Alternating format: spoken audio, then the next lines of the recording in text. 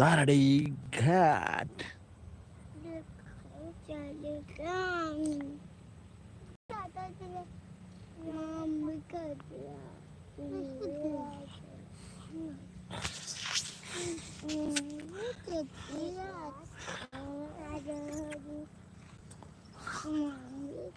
बच्चे लोग, बच्चे लोग, ऐसा लगा यहाँ आने के बाद अच्छा लग रहा है।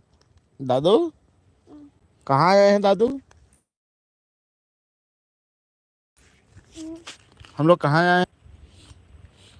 बोलो बोलो, कहाँ आए हैं? कहाँ आया है तू? कहाँ आया है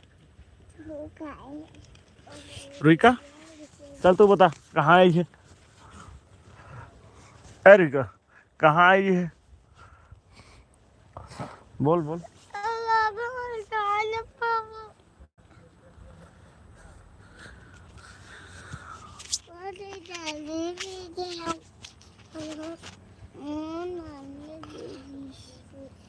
हाँ तो संगरी हम आए हैं सारडी घाट।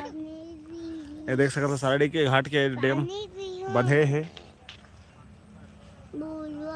एक ठा, दो ठा, तीन ठा गेट खुले, बाकी सब बंद है।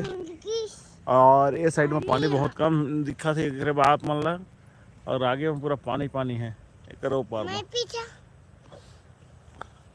ये देख सकते हो।